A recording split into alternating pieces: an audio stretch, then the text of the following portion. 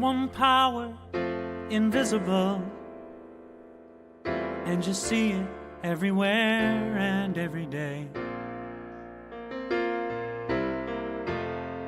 One power, indescribable, and you speak of it with every word you say. Mysterious until you know the truth. As simple as the love inside of you. Call it God, call it Spirit, call it Jesus, call it Lord, call it Buddha, Baha'u'llah, angels' wings or heaven's door. But whatever name you give it, it's all one power, can't you see? It's the power of the love in you and me. One power, one power. Good morning and welcome to the Center for Spiritual Living, Midtown, Atlanta on this Memorial Day weekend. I hope you're having a good time.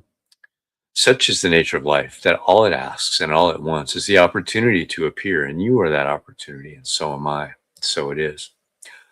Whoever you are, whatever path brought you here today, please know that you are welcomed and celebrated. We know who you are. You're an individualized expression of the divine life in which we all live. We are life's opportunity to be someone unique and wonderful. Whatever your ethnic background, whatever your religious affiliation, however you know yourself or describe yourself, you are welcome to become a part of this community in whatever way serves you. And here's our vision statement. We are a strong, open, globally connected community centered on the clarity of principle through teaching, service, and practice. We create a safe and respectful environment that supports healthy spiritual growth. And for a better understanding of who we are and what we teach, listen to our Declaration of Principles as written by our founder, Ernest Holmes. A few of the Declaration of Principles we live by. I believe in one God, one absolute power, and first cause to all things. I believe that this power is perfect love, and it creates out of a desire to express love. I believe all thought is creative, and how I choose to think creates my personal experience. I believe in the unity of all life, and the immortality of the individual soul forever unfolding. I believe in the eternal goodness, the eternal loving kindness, and the eternal givingness of God to all. And so it is. So grateful.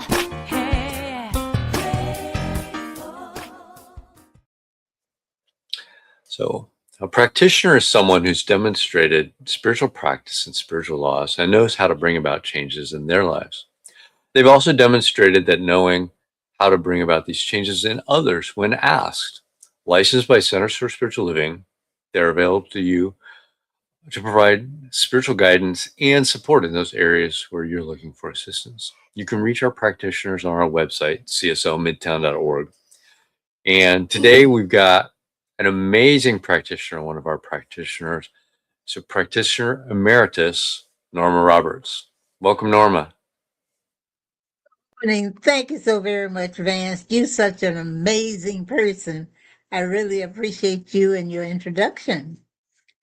And I want to say good morning to everyone else. Good morning. I hope you're having a wonderful memorial celebration. Okay. You know, we have such a wonderful Science of Mind magazine, and each month it has such inspiring messages. And I've chosen one to share with you today.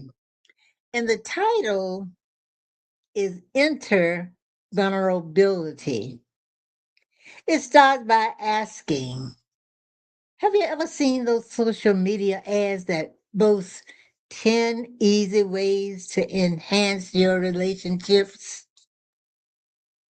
Go ahead, admit it. You've clicked on one of these, haven't you? I'm going to let you in on a secret. So have I.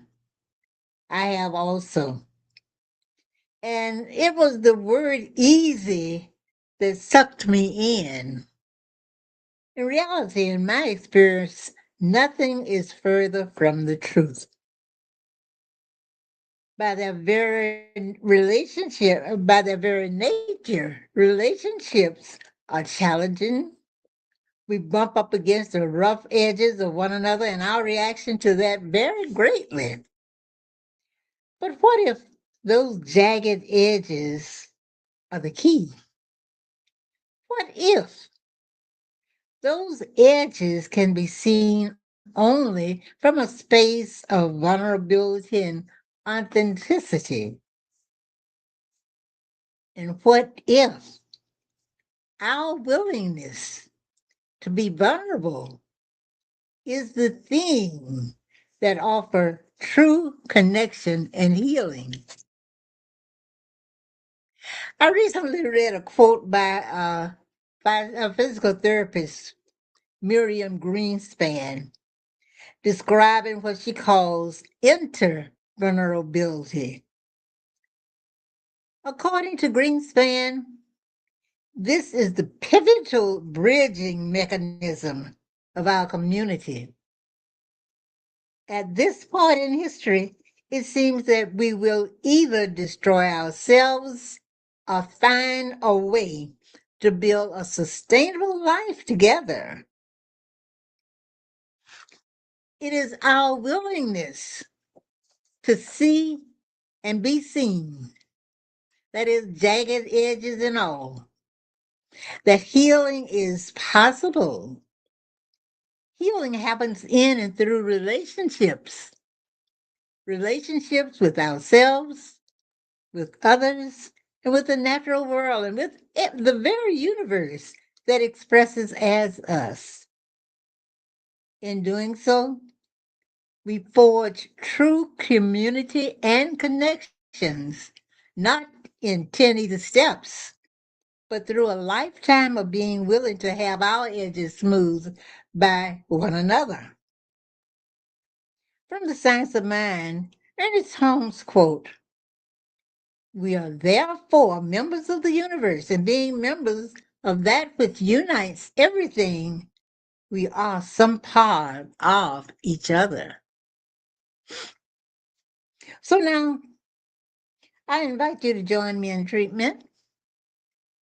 Relax and close your eyes if you like.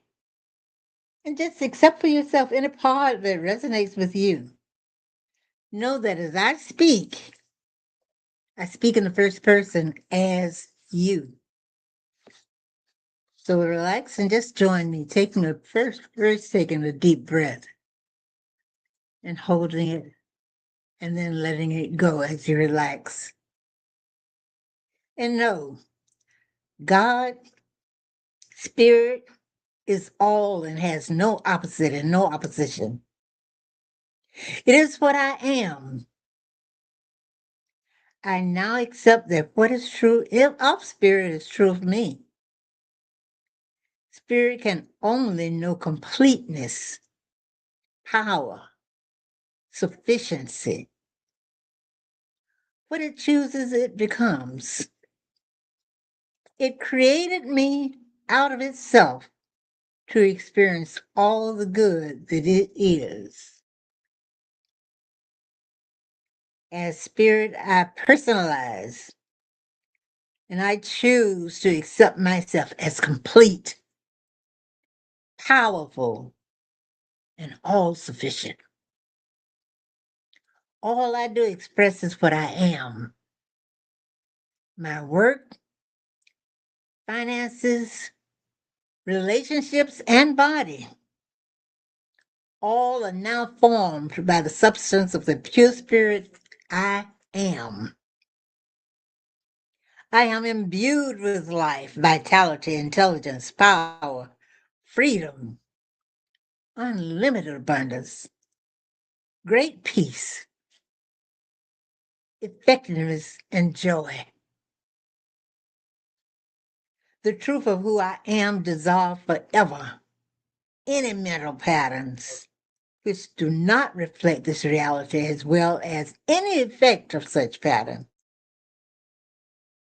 I am spiritually mature, and I now live from and with consciousness of oneness with God, oneness with all its qualities, and oneness with the perfection of my expression. With great thanks, I expect and accept success, health, wealth, fulfill loving relations, and ever-increasing awareness of the omnipresence of God. My good is of God, and it expands forever. I now release this word into the law that responds by corresponding, and I declare it is so now, as together we say, and so it is. And now music for reflection.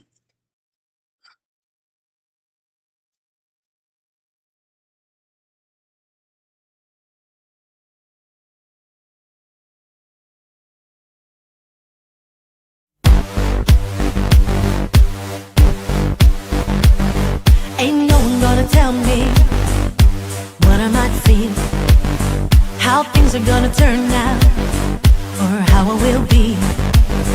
No book is gonna show me what my life will reveal. So I leave the pages empty, make space for my dreams, my dreams. Why try to limit things with my mind? My heart is wise and it's open wide. I'll fly, fly anywhere. Fly to the sky, gonna fly. Fly to the sky, gonna fly. I'll try for sky today. I hear you, I see you, I feel that it's real for you. But what about me? So you've been here before, but what if there is more to what you think is reality? Keep my head in the clouds, 'cause I wanna be like wild, with an alternate ending. Give me an alternate ending.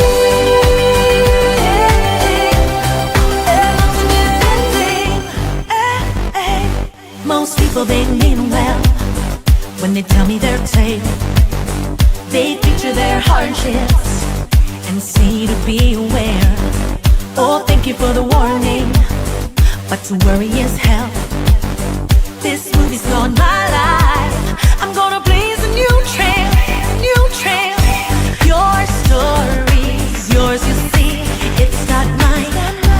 Don't count on me to go and prove you're right. I'll fly, fly anywhere. Fly to the sky, gonna fly. Fly to the sky, gonna fly. I'll try for sky today.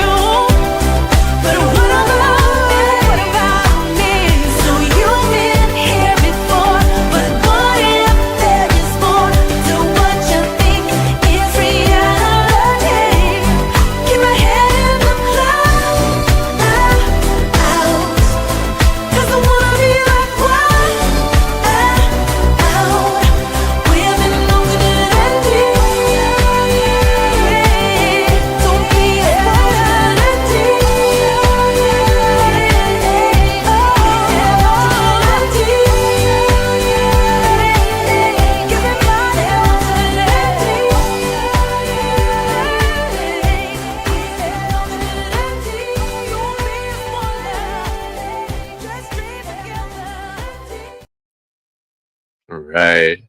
It's my pleasure to introduce Miss Nerissa Street this morning. She's a multiple award-winning storyteller and facilitator who writes, directs, and produces stories for thought leadership and community change. Nerissa has advanced training from the Center for Mind-Body Medicine and Trauma Reduction.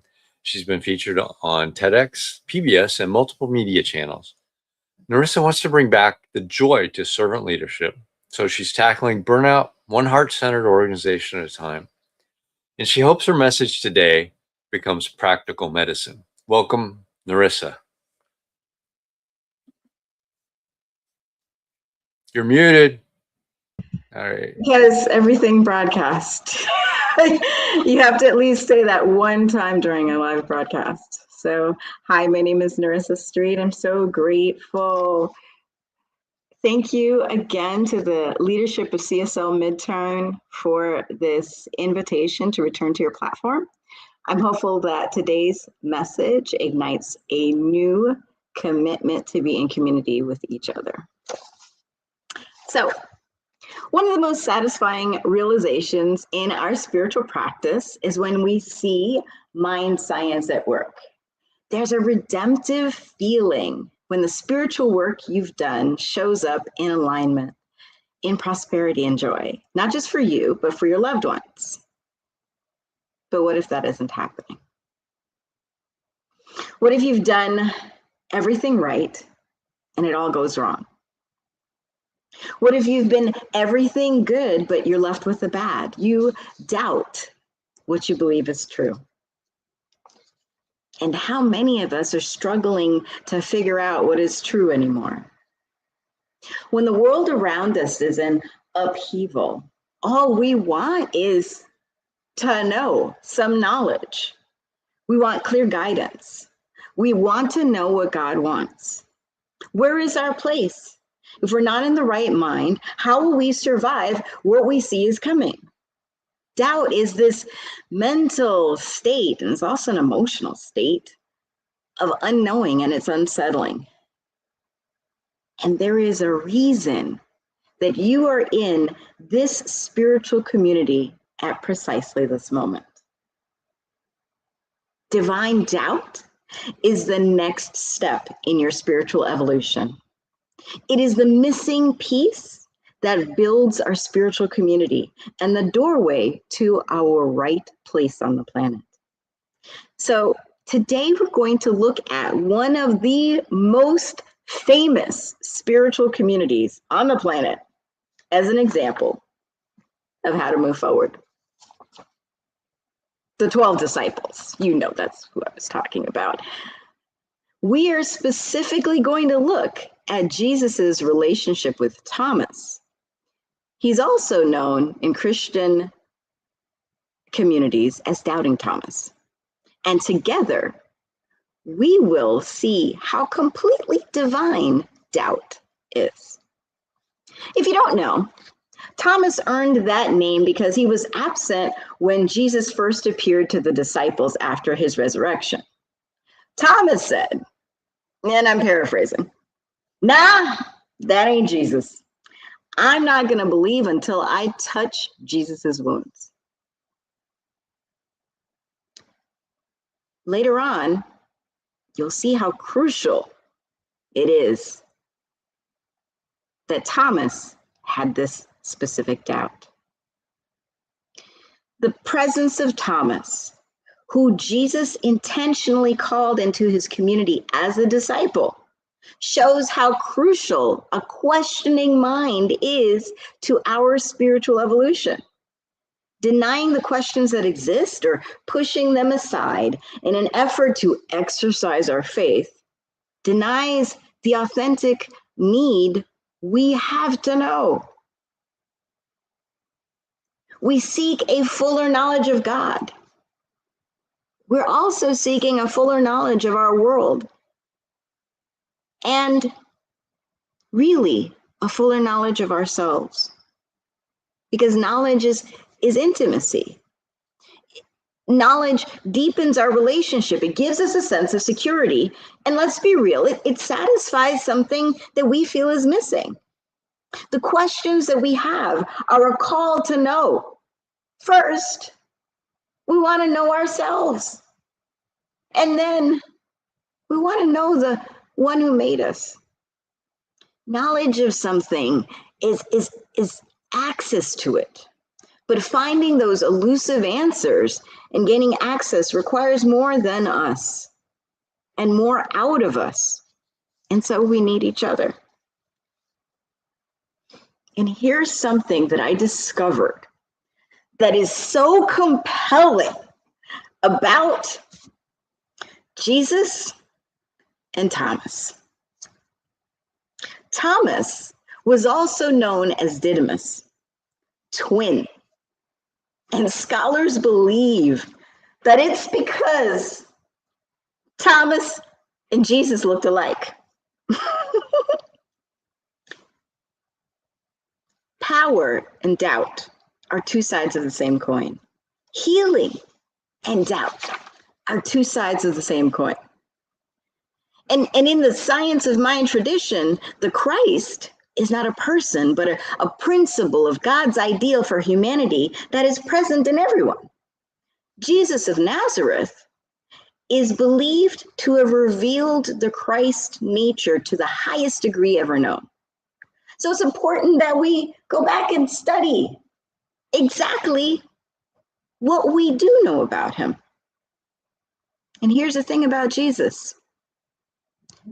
His twin, Thomas, was known to be his most vocal doubter. We have to intentionally question ourselves and our beliefs in order to grow spiritually. And the easiest way to do that is to be in community. We must admit when we are double-minded, and doubt is a gift of self-awareness. It's a vulnerability and discovery. And ultimately, if we look at that story, intimacy with yourself. And you, ladies, gentlemen, and everyone in between, are a conduit of God. So as I come and complete this lesson, I hope you'll see that Jesus could not have come to the most powerful experiences of his ministry without Thomas, without his doubts. And I'll share what you can do when your doubt threatens your resilience and strength. It robs you of the community that you need to thrive. Doubt, illustrated through Jesus and Thomas's relationship, gives us three distinct opportunities to deepen our relationship with God and align more fully with our purpose on this planet. Thomas gives language to questions others may be carrying silently. His relationship with Jesus shows that doubt can deepen our faith, can clarify our purpose, and bless our community. So, point number one. When we first meet our divine doubt, we think there's going to be a great loss to ourselves and to potentially the things that we love. I'm using the first time that we recognize Thomas when he speaks. He thinks that following Jesus to Judea means that they will die. And so here's the story in John 11, verses 7 through 15. Here it goes. Then after this, he said to the disciples, "Let us go to Judea again." The disciples said to him, "Rabbi, the Jews were just now trying to stone you. Why are you going back there again?" Jesus answered, "Are there not 12 hours of daylight? Those who walk during the day do not stumble because they see the light of the world, but those who walk at night stumble because the light is not in them." After saying this, he told them, "Listen, our friend Lazarus has fallen asleep, but I'm going there to awaken him." The disciples, of course, not wanting to be stoned and see Jesus stoned, said to him, "Lord, if he's fallen asleep, he'll be all right." Jesus, however, had been speaking about death, but they thought he was referring merely to sleep. When Jesus told them plainly, "Lazarus is dead. For your sake, I'm glad I was not there, that you may believe, but let us go to him." Thomas, who was called the twin, said to his fellow disciples, let us also go so that we may die with him. Jesus goes and raises Lazarus. And Thomas has an opportunity to see that following Jesus does not bring death, but life. Sometimes we believe that God asks for too much, but hey, spiritual evolution has a cost, right? This misunderstanding illustrates two things. That number one, yeah, we're here. We have a willingness to follow God. But we also have this doubt that we're going to lose something when we follow him. But what we have the opportunity to do is get a deeper understanding that you're not going to lose the thing that you will. So I ask you as a spiritual community, those of you who are hearing me, where are you hiding your doubt because of what you think you might lose? Please take that question. Point number 2, our second encounter with the divine doubt. Thomas has a doubt about where they're going. So later on in John 14, Jesus understands that he's about to be crucified, and he says to the disciples, "Let not your hearts be troubled. Believe in God and believe also in me. In my Father's house there are many dwelling places. If it were not so, would I have told you that I go to prepare a place for you? And if I go to prepare a place for you, I'll come again and take you to myself, so that where I am, you'll be as well. You know the way to the place I'm going." So Thomas says to him, "Lord, we do not know where you are going. So how can we know the way?" And Jesus says one of the most famous sayings, "I am the way and the truth and the life. No one comes to the Father except through me. If you know me, you know my Father." Important in this story is Philip, another disciple, who says to Jesus, "Lord, show us the Father and we'll be satisfied." And Jesus responds to him, "Have I not been with you this entire time, Philip? And you still don't know me? Whoever has seen me has seen the Father. How can you say, 'Show us the Father'?" He continues and realizes that there has been a misunderstanding of his ministry right there within the people who have been closest to him. And he is able to bring them into a deeper understanding. Thomas's genuine request for clarity demonstrates that being honest about our struggle helps others deepen their relationship and clarify who we are with God. So, friends, I ask you to take this next question. What doubts do you have that you could heal our community if you express them and bring us all into a more authentic relationship with each other? In the final documented encounter with Thomas, the most well-known, Thomas is absent after Jesus' resurrection.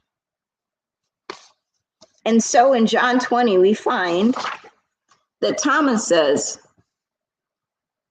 the other disciples, as he's come back in, Thomas encounters them and they say to him, "We've seen the Lord." But Thomas says to them, "Unless I see the mark of the nails in his hand, and put my finger in the mark and the nails and my hand in his side, I will not believe." A week later, the disciples again were in the house, and this time Thomas was with them. Jesus came and stood among them and said, "Peace be with you." And he said to Thomas, "Put your finger here and see my hands. Reach out your hand. Do not doubt, but believe." And Thomas said back to him, "My Lord and my God." Thomas needs pretty graphic proof to believe. In the most incredible turn of events, your mirror image conquers death. After everything that happened, you can't believe that someone who looks like you could do more than you have done. They have proven in your heart what you didn't believe was possible. And on the other side of things, think of Jesus looking at his mirror image, saying, I do not believe. We are two sides of the same coin, and we need both in order to have a deeper connection to our most authentic and most powerful self. So your final question that I'm going to ask you is, what doubt do you have about your own possibilities? And what is right in front of you right now that proves you wrong? In the case of Thomas, his doubt is revealed, and the community amplifies it. I want you in your quiet spiritual time to move from a revelation of God to the experience of God in community. Each one of Thomas's questions was pointed at Jesus, but the authentic questioning revealed more about his perceptions of himself. Embracing your questions, your fear, your anger, your grief, your inner experience. You can do that in community. Vulnerability, all doubt, authentically expressed in a safe place, is the next step forward for all of us. So here's what I hope you will leave with. Doubt is a wall, a door, and a mirror. Thomas is not only the doubter. Thomas brings a gift to his wider spiritual community. He gives language to questions others may be carrying silently. His relationship with Jesus shows that doubt can deepen faith, clarify purpose, and bless the community. These three gifts, doubt as a wall, is when we fear what faith will cost us. Doubt can also be a door because honest questions can open the way for others, and doubt can be a mirror. When God reveals our inner limits, and we find out that those are not the limit of possibility. Let me tell you, when doubt is a wall, it feels like an ending. It feels like loss. It feels like obedience will have a cost. And so Thomas says, let us go and that we can die with him. But we need to question at that wall. We need to question what we believe we are losing. And instead, at the wall, stand in surrender. Next, at that door, doubt is a doorway. A question asked authentically can be a pathway for the entire room. When Thomas asked for direction, Lord, we do not know where you're going. How can we know the way? Can you imagine that that is the way that we received? I am the way, I am the truth, I am the life. Thomas asked the question. Your doubt pulls up the question, but everyone receives the answer. His doubt helps clarify the things that we don't even know we're questioning. We don't even know what is standing in our way, but in community, when someone asks, everyone benefits. The doubt is the door. And next, doubt is a mirror. Sometimes when you have the doubt, it reveals to you what you don't even know is possible for yourself. Your deepest doubt is not about God. Your deepest doubt is about you. And it's about what you believe that can happen to someone who looks exactly like you, who is wounded, who is familiar, someone you can touch. Your doubt is about who you are. And what? When Thomas demands proof, Jesus offers presence. When Thomas says, I need to see the wounds, Thomas is bound up in what happened in the past, but what Jesus is moving ahead. And Jesus does not leave him behind. He appears and gives him what he needs. Thomas spoke authentically and got the answers that he needed. Doubt is a mirror. It confronts possibility.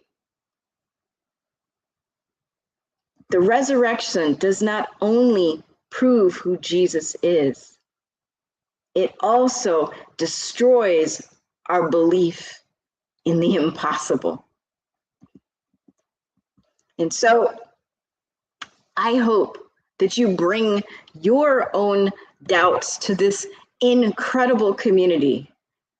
I hope that you stand in what you don't believe is possible, and you speak it with authenticity, and you ask your questions, and you come to a safe space because there is one that is waiting for you. It has been my honor to share this message with you. I will tell you, it kicked my spiritual behind over the last couple of months, and I hope it brought you a sense of peace and possibility. Thank you, Nerissa. Wow. That's all I can say. We will have a good discussion with you over on Zoom in just a few minutes, but thank you for that talk this morning. We're so glad you were here to share with us. So thanks so much, and we'll see you over on Zoom. All right. Now it's time for our new minister, Sacred Covenant Easy Prayer. This is an abbreviated version. The full one is over on our website, which you can download at cslmidtown.org. There's only one life. This life is God, and I am one with it. I know my new minister as a revelation of Spirit as principle, fulfilling God's promise. A principle is not bound by precedent, but operates according to the law for those who align with it. Together with my community, I see my new minister inspiring spiritual oneness through wisdom, love, and authenticity. One that is awakened to inner wisdom, communicates universal truth, and serves as a conduit of divine love, wisdom, and healing energy. One that recognizes the inherent wholeness within all beings and offers teachings grounded in spiritual principles to cultivate inner transformation. One that extends love, compassion, and spirit's transformative power into the wider community, fostering connections that heal and uplift individuals on their unique journeys. As I accept the highest expression of a new minister into my life, I know they will be revealed in a way that expresses spirit and serves as the highest good of all touched by their presence. I am grateful, for God is good, and so it is. And now it's time for a conscious giving. You can donate at cslmidtown.org/donate. You can scan the QR code. And as we went through the budget last month and looked at our existing financials, it looked like we were about $100 a week short of being on par with where we are for our income to meet our expenses. We have savings, but it would be nice if you are getting something out of this, if you are spiritually fed through the message of bringing to you every single week. We would appreciate your donations for that. Just a little bit, every little month, every little bit helps. So thanks for that. Let's say our affirmation of prosperity. I live in a universe of abundance. As I freely and joyfully give, I join in the divine flow. And all that I share with life returns to me multiplied abundantly. And so it is. Right. We got a couple of announcements. I'd like to thank Norma Roberts for being our practitioner today, Nerissa Street for being our speaker. And next week, we have our beloved doctor, Reverend Dr. Cynthia Paulson back. She's talking on Trust the Process. And if you want a deeper understanding of what Science of Mind is, the Adult Study Group meets at 10 a.m. on Sundays on Zoom. You can go to our website, cslmidtown.org, scroll down to the Zoom link, click on that, use the passcode to get in, and discuss that. They're going through the Science of Mind textbook right now. They're nearing the end of that. You don't have to have read that week's session to participate. They will welcome you enthusiastically. So, with that, I would like to do our affirmation of life. I leave this place now knowing something better than I knew before. I go forth into the world with a heart full of love and a mind full of good sense. I look at the world in a greater way, knowing that I have within me everything I need to create the life I desire. I give thanks for this understanding, and I am grateful for the spirit of life that lives through me. So it is. Have a great week, everybody. And if you're online and you're not over on Zoom, you can join us on Zoom to have a discussion with Nerissa Street. Thanks so much.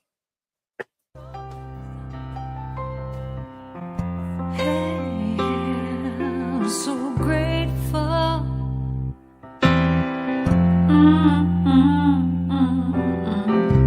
I'm so grateful. I'm so grateful. I'm so grateful for all that I have. I'm so grateful. I'm so grateful. I'm so grateful for all that I have. Hey! Oh yeah. Grateful. I just say I am so grateful every day for all I have. Every day. I'm so grateful. I'm so grateful. I'm so grateful for all I have. Every day I say it. Grateful. How I'm grateful. Every day. Oh yeah. I am so grateful. Oh yeah. I'm so grateful. 'Cause I accept and I receive. I am so grateful. Oh yes, I am. I am. So grateful, hey, grateful. I'll just count my blessings. Grateful. I just count my blessings. There is a power for good in the universe greater than you are, and you can use it.